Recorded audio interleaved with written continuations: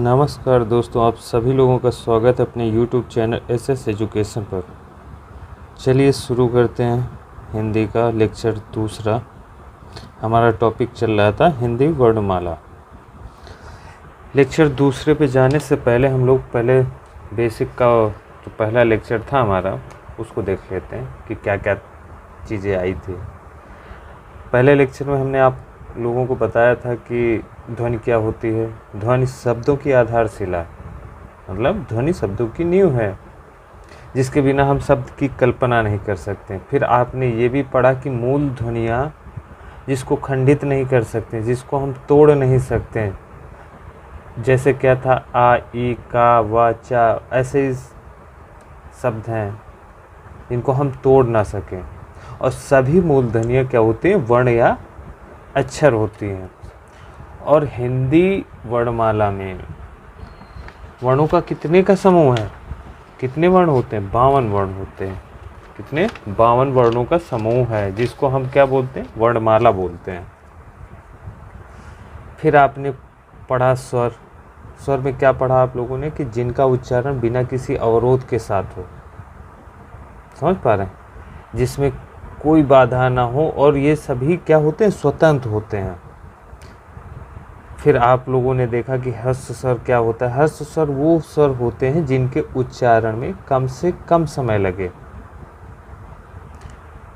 और ये क्या होते हैं? ये मूल स्वर भी होते हैं, अर्थात वे स्वर मूल या एकमात्रिक हो, मतलब जिसमें एक मात्रा हो और उनकी उत्पत्ति किसी दूसरे के साथ ना हो, मतलब किसी दूसरे स्वर से ना होती हो, वो क्या कहलाते हैं? मूल स्वर कहलाते हैं। इसी प्रकार दीर्घ स्वर में आप लोगों ने क्या देखा कि दीर्घ स्वर वे स्वर होते हैं कि जो हर ह्रस्व स्वर से अधिक का समय ले बोलने में। क्या कि ह्रस्व स्वर में कम से कम समय लग रहा था, उससे ज़्यादा समय लेने वाला दीर्घ स्वर कहलाता है। दीर्घ स्वर वे स्वर होते हैं इनके उच्चारण में 2 मात्राओं का समय लगता है, मतलब इनकी मात्राओं में जब इनका हम उच्चारण करते हैं तो 2 मात्राओं का समय लगता है और इसीलिए इनको हम क्या बोलते हैं? द्विमात्रिक स्वर कहते हैं।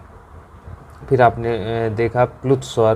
प्लुत स्वर क्या है? कि इसमें तिगुना, मतलब दीर्घ स्वर से भी ज़्यादा का समय ले, ये प्लुत स्वर कहलाते हैं। और प्लुत स्वर को प्रदर्शित करने के लिए हमने क्या बताया था? हिंदी में 3 ऐसे लिखते हैं।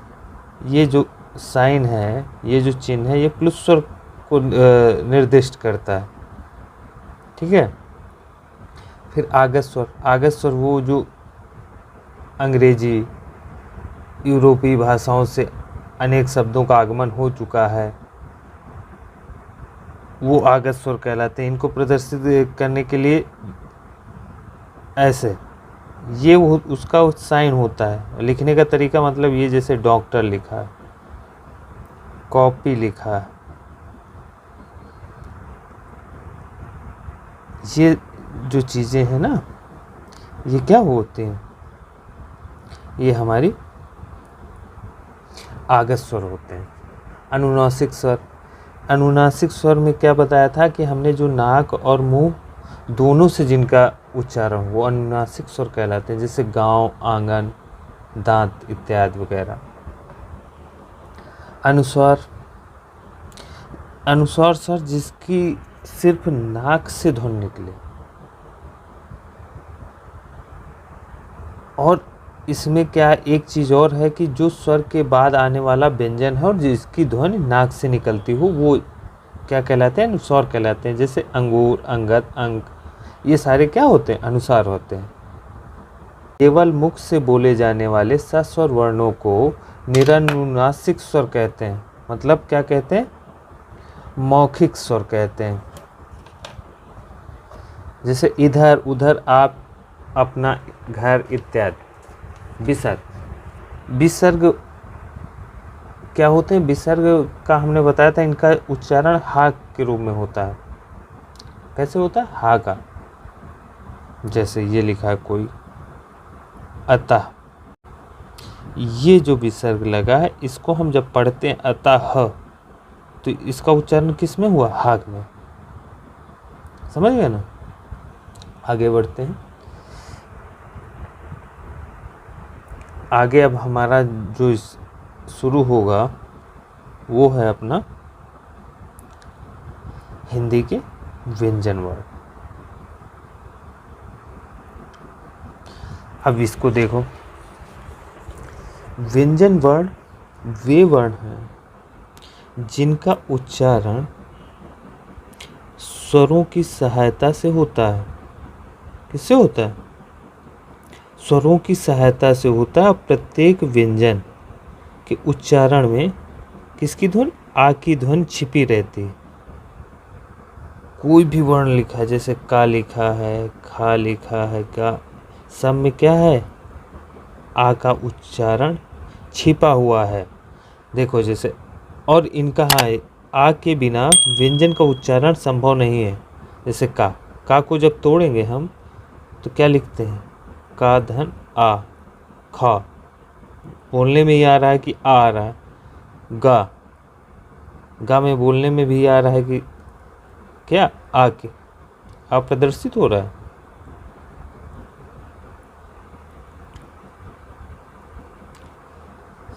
अब हमारा दूसरा क्या कहता है? हिंदी में व्यंजन वर्णों की संख्या कितनी है? हिंदी में व्यंजन वर्णों की संख्या 33 है। इनकी निम्नलिखित श्रेणियां स्पर्श, अंतस्थ, ऊष्म। कौन कौन सी? स्पर्श, अंतस्थ और ऊष्म।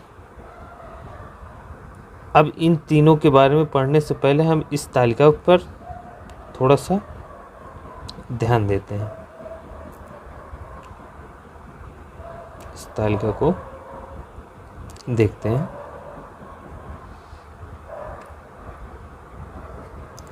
वर्ण तालिका को हमने दो भागों में तोड़ा है। पहला है स्वर, दूसरा व्यंजन। स्वर में कौन कौन से हैं? ह्रस्व, दीर्घ। ह्रस्व स्वर में कौन कौन से हैं? आ, ई, उ, री। दीर्घ में कौन कौन से आते हैं? आ, बड़ी, छोट, बड़ाऊ, ए, ओ, औ। ठीक है। अब व्यंजन पे देखते हैं कि व्यंजन में कौन कौन से आते हैं। स्पर्श, अंतस्थ, ऊष्म, आगत और संयुक्त।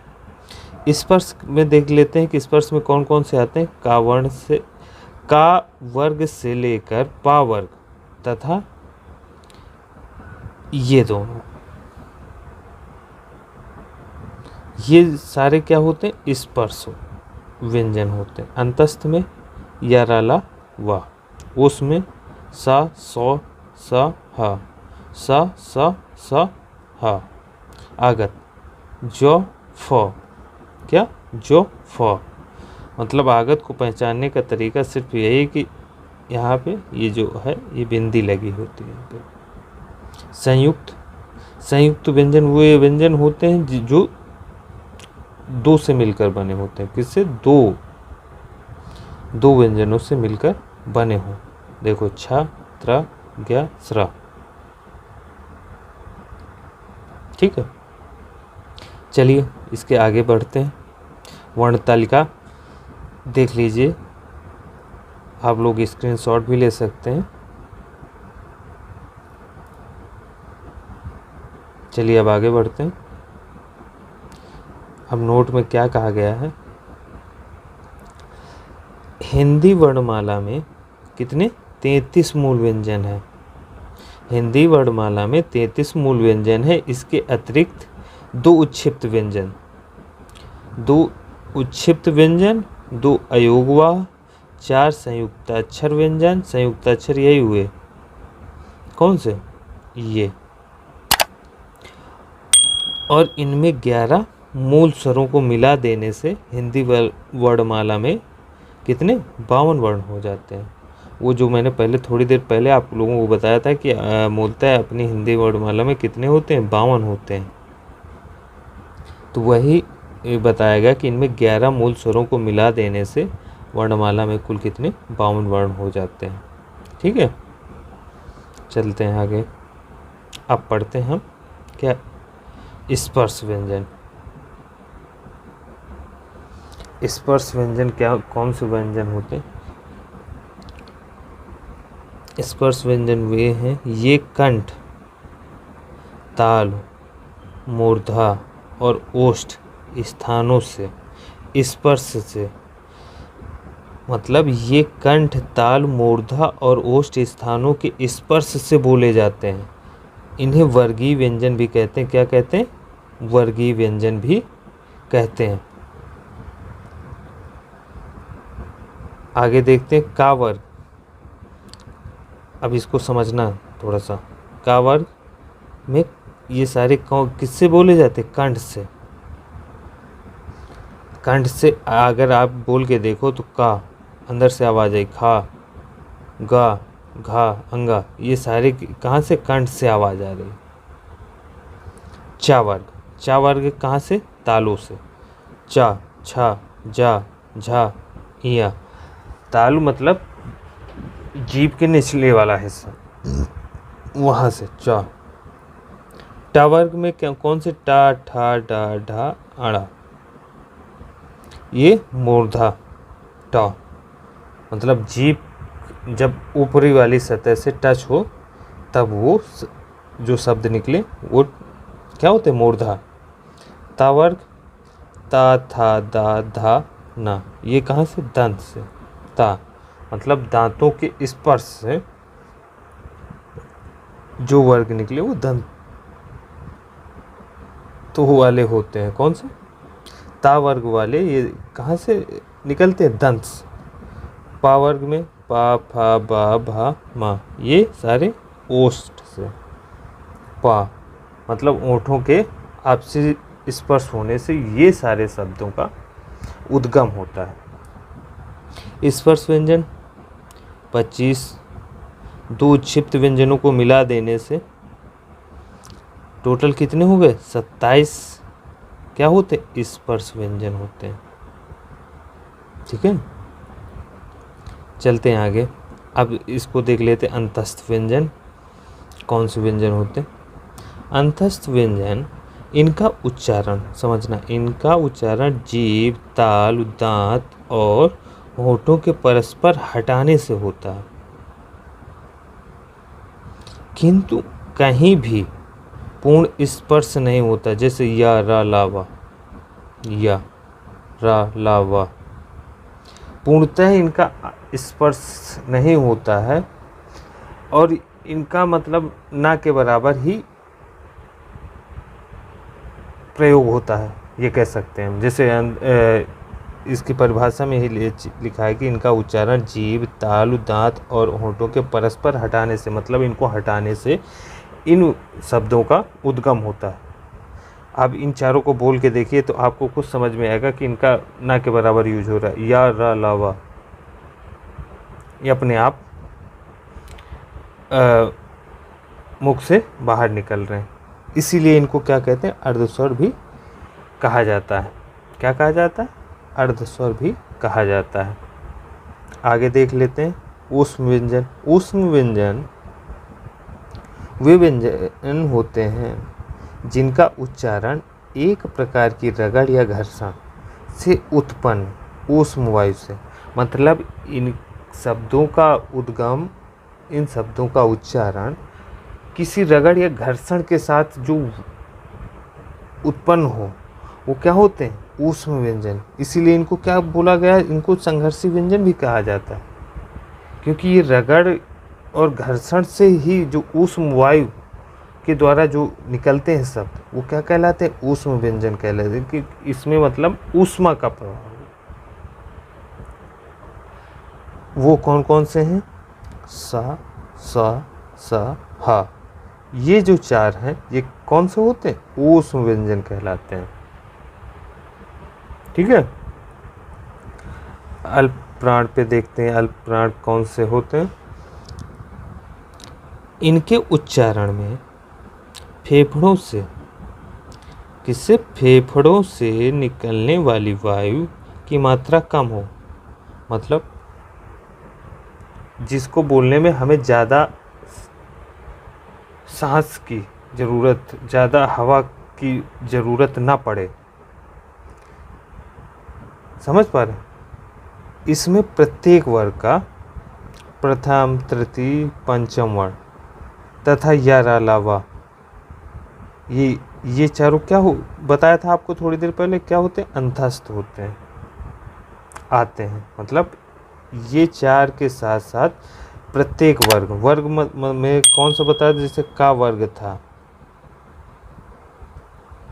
का वर्ग में कौन कौन से, प्रथम में पहला का, तृतीय खा छोड़ा गाया, और पंचम वर्ण, पंचम में ये जो अंगा चा झा इया, चाया छा छोड़ा, ये तीसरा तो हुआ जा, और ये प्रथम तृतीय पंचम, का वर्ग से पा वर्ग तक, का वर्ग से पा वर्ग तक, ये ऐसे ही चलेगा।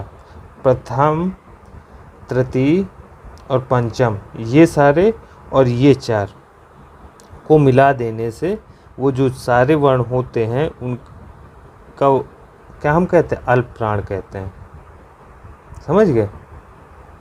आगे बढ़ते हैं। महाप्राण। अब महाप्राण में अल्प प्राण से स्वाभाविक ज़्यादा समय लगेगा। इनके उच्चारण में फेफड़ों से निकलने वाली वायु की मात्रा क्या होती, अधिक होती है। क्या होती, अधिक होती है। इसमें प्रत्येक वर्ग का दूसरा, चौथा तथा ये 4, इन चारों को थोड़ी देर पहले हमने क्या बताया था कि ये कौन से होते हैं, ऊष्म व्यंजन, जिसमें ऊष्मा हो। ठीक है। द्वितीय चौथा कौन सा होगा प्रत्येक वर्ग का, का वर्ग में कौन सा होगा, खा घा, चा वर्ग में छा झा, ऐसे ही पा वर्ग तक चलते आओगे। दूसरा चौथा ये सारे का वर्ग से पा वर्ग तक, और ये प्लस ये 4, इन सबको मिला देने से हमारे कौन से बन जाते हैं, महाप्राण बन जाते हैं। ठीक है। आगे देखते हैं घोष वर्ण। घोष वर्ण कौन से, जिन व्यंजन वर्णों के उच्चारण में स्वरूप तंत्रियाओं का झलक रही हूँ या दिखाई दे रही हूँ, तथा इसमें केवल नाद का उपयोग होता हो, नाद के द्वारा ही इनका उद्गम हो रहा हो, इनका उच्चारण करने में वो प्रवाह आ रहा हो। क्या है, जैसे प्रत्येक वर्ग का तीसरा, चौथा, पांचवा तथा सारे स्वर वर्ण के साथ साथ ये 5 क्या होते हैं, घोष वर्ण होते। तीसरा चौथा, अगर का वर्ग की मैं बात कर लूँ तो तीसरा क्या होगा, गा घा अंगा, यही तो होगा तीसरा, चौथा, पांचवा। सारे स्वर वर्ण कितने, 11, और प्लस ये जो 5 हैं, ये सारे कौन से होते हैं, घोष वर्ण होते हैं।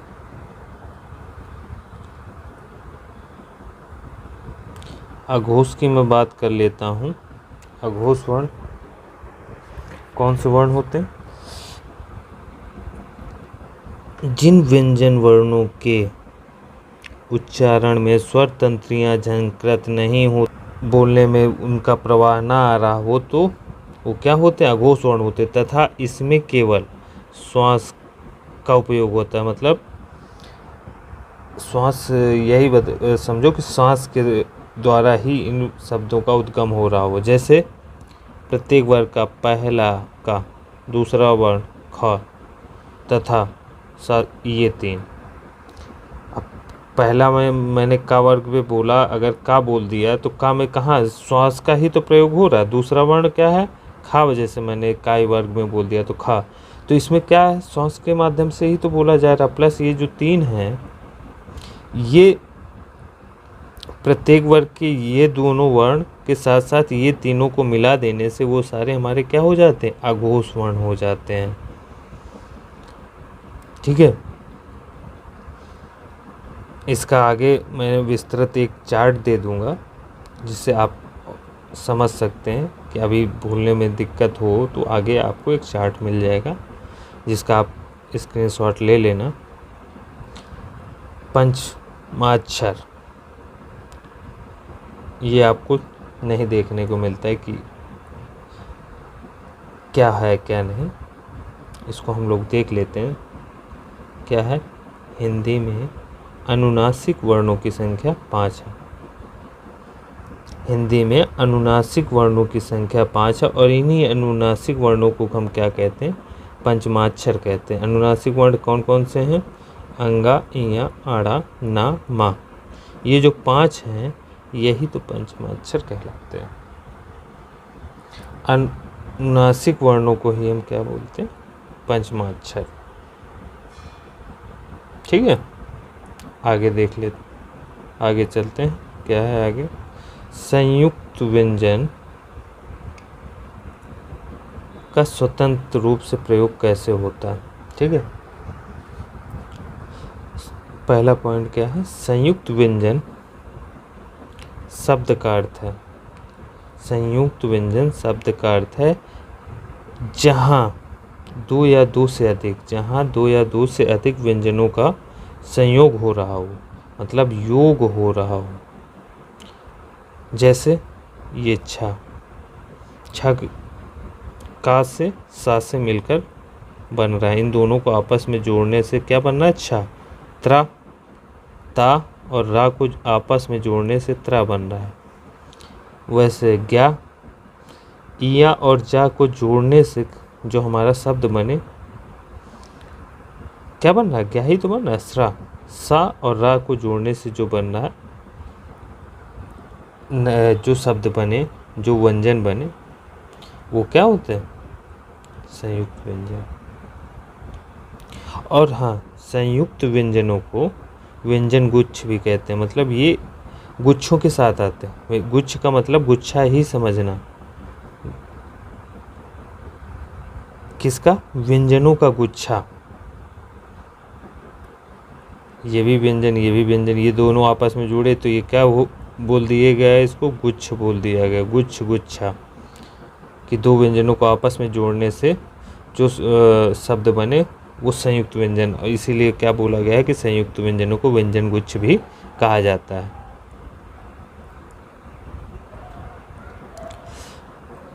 व्यंजन द्वैत, जब समान व्यंजन संयुक्त होते हैं तब ये व्यंजन द्वैत कहे जाते हैं। समान व्यंजन का मतलब उदाहरण से समझ लेते हैं, पक्का। अब पक्का जो लिखा है, ये जो का ये भी व्यंजन, ये भी व्यंजन, समान व्यंजन आपस में जुड़ रहे ना, तो वही कहा गया है कि द्वैत व्यंजन क्या होते हैं, जब समान व्यंजन संयुक्त होते हैं, मतलब आपस में जुड़े होते हैं, तो वो द्वैत कहे जाते हैं। जैसे पक्का, बच्चा, सच्चा, 80, 90 इत्यादि, आगे और भी हैं।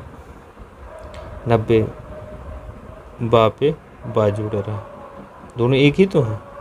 सा पे सा जुड़ रहा है तो 80 बन रहा है, चा से चा जुड़ रहा है तो सच्चा बन रहा है, इसी तरीके बच्चा बन रहा है।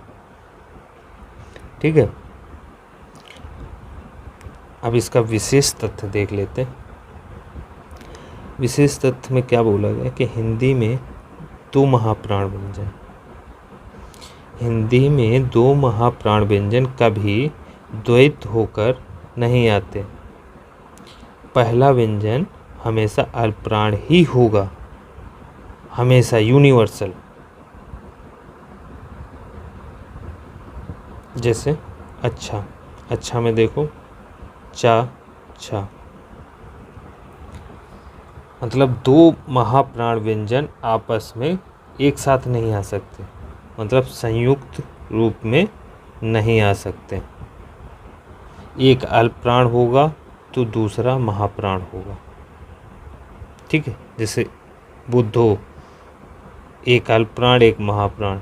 मट्ठा, एक अल्पप्राण एक महाप्राण। पत्थर, एक अल्पप्राण दूसरा महाप्राण, एक अल्प एक महा, ऐसे ही होता है।